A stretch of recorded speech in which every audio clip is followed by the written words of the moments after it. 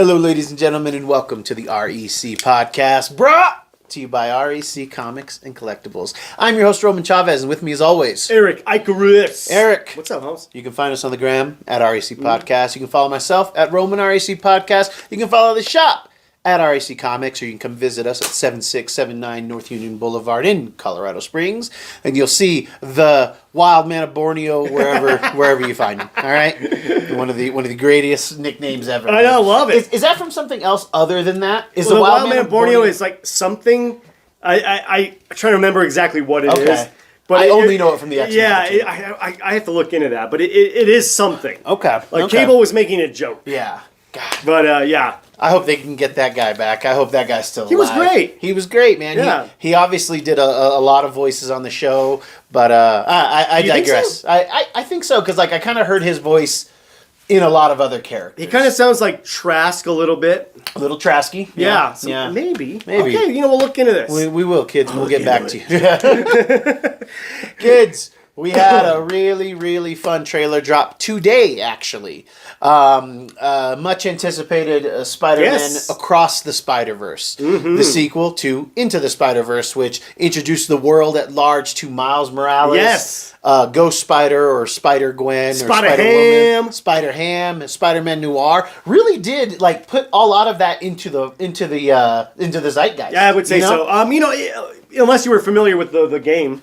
The game, the Edge of Spider-Verse comic books, which were very popular, but I mean very sought after. Yes, because you get Penny Parker's first appearance, you get Gwen's first appearance as they just call her Spider-Woman initially, and then now they do her as Ghost Spider. Oh, that's cool. Yeah, but the comic is still called Spider-Gwen, which is hilarious. It's hilarious. So yes, this trailer dropped. If you remember in Into the Spider-Verse, that team that we just mentioned all kind of comes together, and it kind of ends with a portal opening to Miles' room, and we hear Gwen say, hey Miles, so we're like, oh, okay, cool, they're going to set some other stuff up. There's a tag at the end of the film in which we see our boy Miguel O'Hara, the Spider-Man from the year 2099. Mm-hmm. Arguably, I think you've got to put his look in with Spider-Man and Venom. I would say so. With black suit, Spider-Man and Venom. And then classic Spider-Man. Yeah. I think Miguel's costume in his classic costume, which was the one that we saw in the show, or in the movie. Mm-hmm. So this was a great teaser. We saw a lot of recut footage from the first movie. Yeah. Uh-huh. Kind of flashback. Trying to catch you up real quick. Because it's been a while. It has been a minute. What, 2018 maybe? I think. Yeah, I think about right. I think 2018 was when Into the Spider-Verse came out. So this is quite the leap. It has been delayed at least twice. Yes. Pandemic reasons, animation studios, blah blah blah. But we have this old footage kind of recycled with some new content with Miles and his mom talking, which really made me believe that she knows that he's... Oh, God, she's got it at this point. Yeah. But she didn't at the end of the first No, movie. she didn't. But yeah, I think now she's... Yeah. It's got to be catching on. Mama knows. Mama knows. We also got many different Spider-Men. Yes, lots of spiders in this web. Yes, at first thought, I'm really the comic book fanboy in me loves that because again, I'm a big multiverse guy. I think alternate timelines and alternate realities, when done well, it's done. Even when it's done poorly, you're still kind of into it just to see the other characters, other versions. Yeah. So that's always fun. But we literally see what felt like Rick and Morty to me. Eric is uneducated in the Rick and Morty, which is odd. In C-137, he doesn't even know what that means. And is that our universe? They have a like Council of Ricks. Okay. So this scene where we see all the spiders in the web and they're all kind of walking around felt very Council of Ricks. What about the Council of Reeds? The Council of Reeds too, which it may be a play on the Council of Ricks. Could be a play on the Council of Reeds. I'm not sure. We got to see a ton of different Spider-Men. In the first teaser that they did for this movie, we saw the Spider-Man India, which really sent that book that was mildly sought after before, just because it was a low print. It was a whole like 5 or 6 issue series of a Spider-Man based in India. Okay. Had a very cool, Aladdin pants vibe. So it was like Bollywood Spider-Man. Perfect. Yeah, it was a Bollywood Spider-Man feel, and we saw him, and man, that was nuts. But this, I didn't expect to see. I mean, I guess if it's across the Spider-Verse, we're gonna see a lot. Did you see anything that jumped out at you? I just saw paper bag Spider-Man, who when he was auditioning for the Fantastic Four, I think he just needed a suit at the time, and that was the only one he had in his closet. I don't remember what the story was. Yeah, it was from a costume shop, I believe. Oh, the Fantastic Four bag Spider-Man? Yeah. Okay. That's the only one I kind of noticed. Yeah. I did see some, so they've done Spider-Verse comics outside. So they did Edge of Spider-Verse for... God, what was that storyline? I think it was just Into Spider-Verse. Okay. I think with Morlun and his people, because they feed on totem-based characters. Okay. Morlun was this character that actually killed Peter Parker in this story called Spider-Man the Other.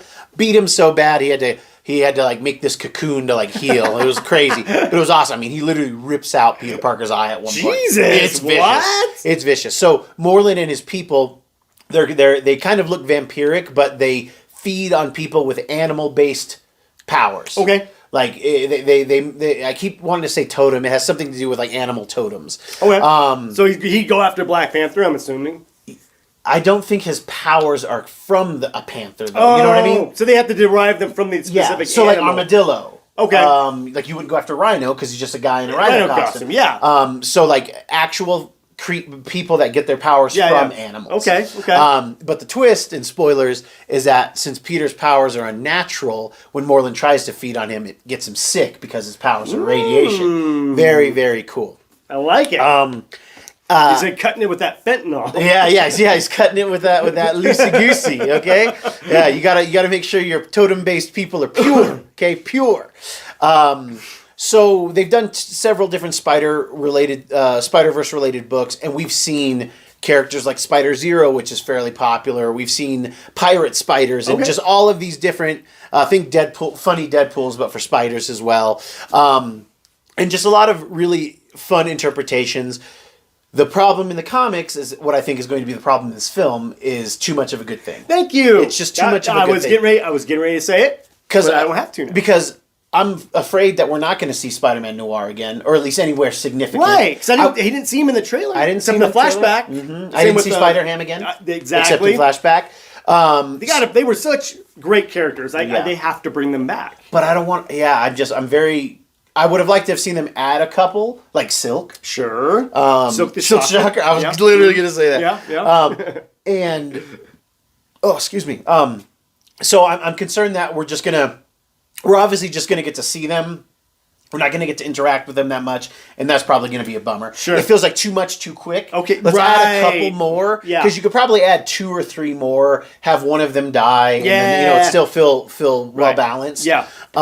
Because it would be cool if this ended with like the Morlun people then for a third film. Like I can't remember what Morlun's family's named, but they Moylan? The Moylans.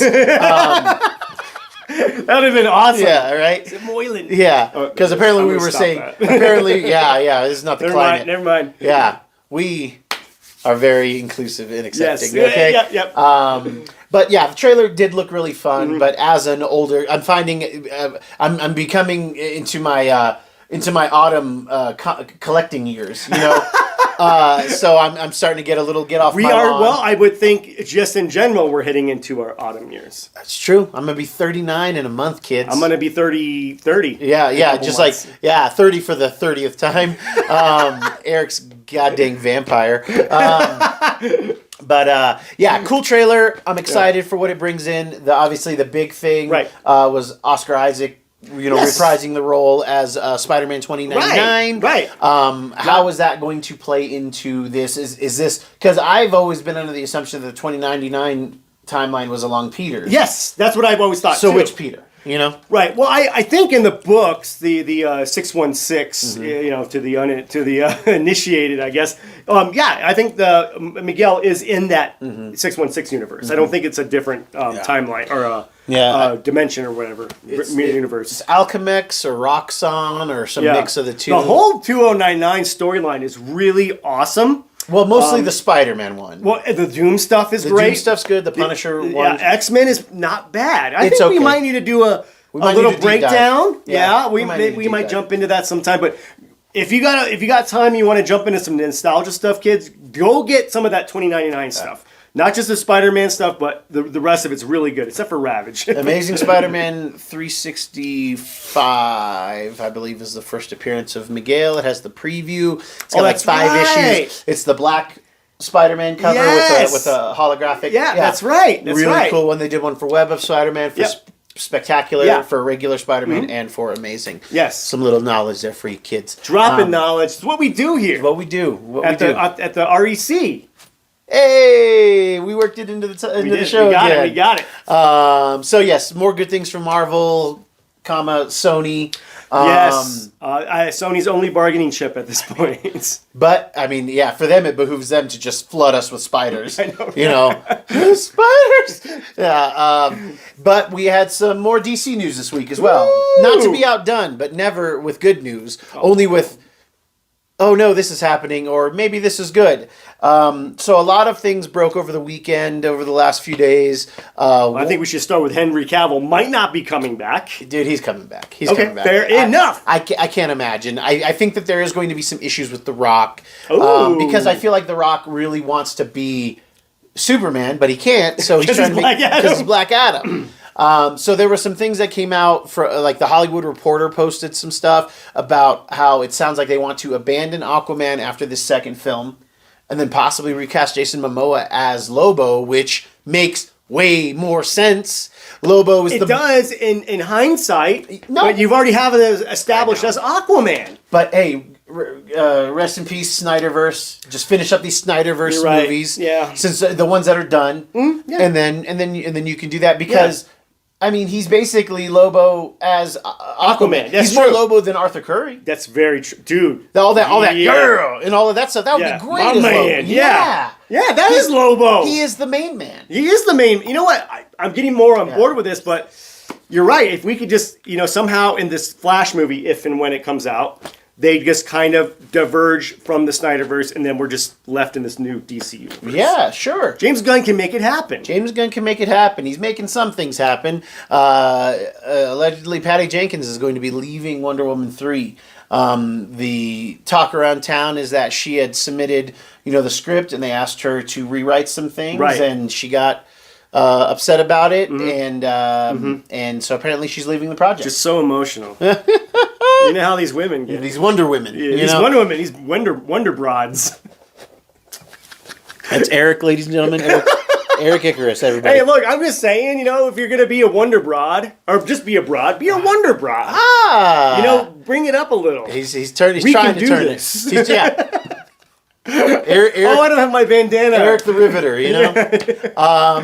it's interesting because... I mean, arguably, Wonder Woman 1 was one of the better, if not the best, DC standalone movie until Aquaman came out. Exactly. Those two were really good. They were really good, but then Wonder Woman 2 was... That didn't happen.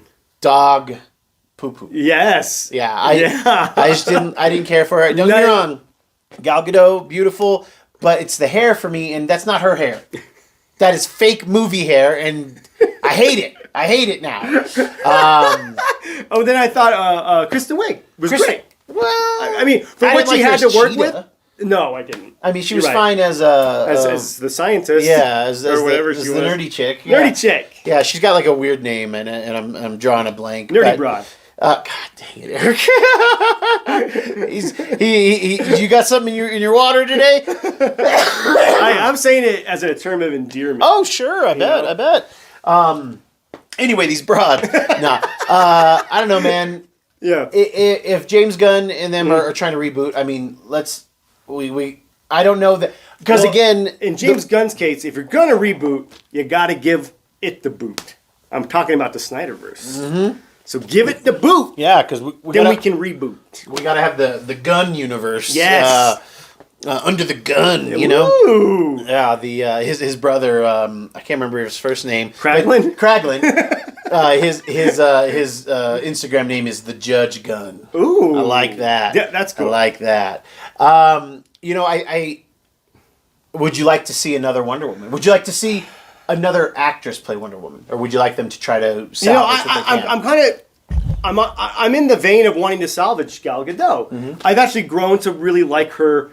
You know, all things aside, she does a very good job as Wonder Woman. Mm-hmm. I think when they initially cast her, I was like, she's too skinny. Mm-hmm. That's not my Amazon princess. But then when she gets on screen, she projects big. She projects big. Yeah. Thank you. Yeah. And I'm kind of into it. I hope they can salvage Gal Gadot. I like her look. I like her. I like her screen presence. Yes.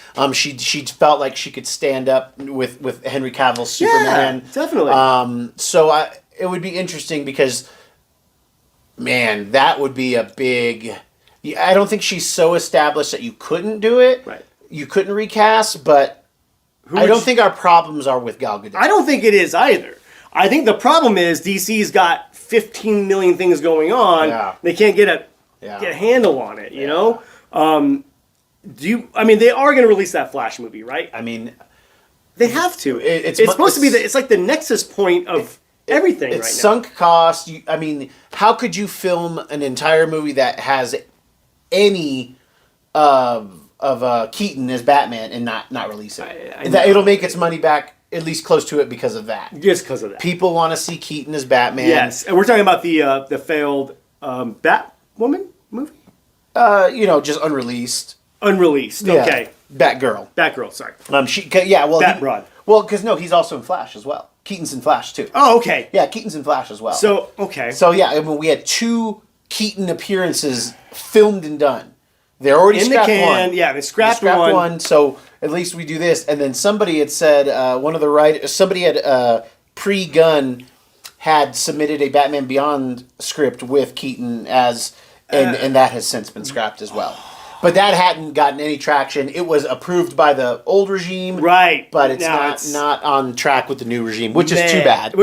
I mean, but not to say you can't do this later on. Granted, I know Keaton's getting up there in years, but I think he's still got a few good decades left in him. Yeah. I'm on board with doing Jason Momoa as Lobo. Sure. They got to wrap up this Aquaman story, though. Yeah. Do you think we get one more Aquaman? Well, I mean, it's. I think they're done filming Aquaman. I think they're in post. Okay. I think they're. No. I mean, we get after 2. Yeah. Yeah, I don't think after 2. No. You think you're just getting 2 and then boom? Unless it has the same success and is better. Okay. Which it's tough, that. Yeah. I mean, even Iron Man 2 wasn't good when we saw it. That's true. I think the only one that started breaking the mold was Cap 2. It's true. Yeah. Because Iron Man 2 is not, or Thor 2 is not well received. No. Guardians 2 is well received, but has its foibles. And I'm not the biggest fan of it. It's moilins. It's moils. Yeah. You know what a moil is, right? No, I don't. Just Google that, kids. Oh, God. Eric, I'll tell you later. Stop trying. It's a real thing. Yeah, I'm sure. I'm sure. It's just when you cut the top of the turtleneck off. Oh, gross. You're always doing this, brother. See, he keeps me on my toes. All right. Yeah, I'm bobbing and weaving. I'm trying to tap dance around. Dan Aykroyd calls Bill Murray the Murricane. You're the Ericane or something.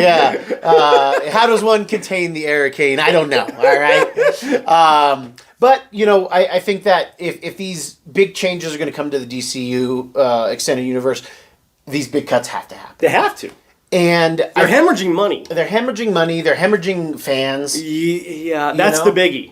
Because all of us go into this movie. I think there's a very small percentage of the comic book fans who go into the DC movies excited. Of course, I think it's. I think we all, me and you do as well. Well, yeah. I mean, I think a lot of people get it twisted, and I'm saying this again for the millionth time. We do come across like Marvel stands, but they do put out a better product at the moment. We don't hate DC. We want them to do.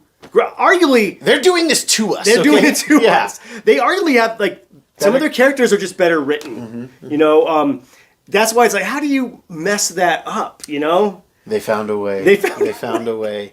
Okay, well, real quick, yeah. Like, do you think Robert Pattinson and the other Joker make their way in? No. Okay, no. That's a whole other thing. Okay, that's so Elseworld, whatever. Okay. And not even the best type of Elseworld stuff. It wouldn't shock me if we do not get a Pattinson 2. Yeah, it wouldn't shock me. Did really good though, man. It did good, but it didn't do Marvel numbers. That's true. It didn't do Joker numbers. That's very true. So that's so crazy to me. But in a world where a Joker movie just outsells this Batman movie, by which was lot. good, which was by a lot. Yeah. By a lot. Yeah, you're right. Yeah. It was good. I like that. I like the Batman. The Batman's fine. Yeah, I enjoyed it. Yeah, it wasn't anything that I'd say you have to watch. But if you were on the fence, I'd say, oh yeah, jump over it. You can watch it. Yeah, it's a good film. It's a good film. DC, we're hoping and wishing and praying and thinking. All right. Well, how would you go about?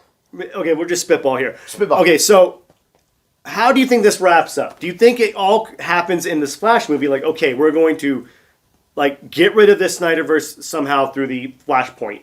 Do you think they're going to do like a mini Flashpoint within this Flash movie? I think if they're smart, I mean, let's use this gift of delay that they had to have fair enough. because of Ezra Miller. So if we're going to do that, let's put another $20 million, $40 million into filming something that resets the time and everything. Yeah. So we just say, hey, that stuff existed and it's fine. It's just legacy stuff. Okay. And we're going to get you. So you guys are familiar with some of these things. We're going to revamp Shazam because there was even talks that Shazam after 2 will get the axe as well. So which I can kind of see. Oh yeah, that first one was not good. It was not. They didn't. I don't feel like they knew what they wanted to do. It was like, we want to make this a kids movie, but then they have some scary kind of like really jarring stuff in there, like violence wise. It's it's weird. It's all very probable comic science wise with stuff like Crisis. Yeah, New 52. We can do this, but it's got to be done. Let's rip this Band-Aid off. You're right, and I think they got the right guy for the job. Yeah. We've said it time and again.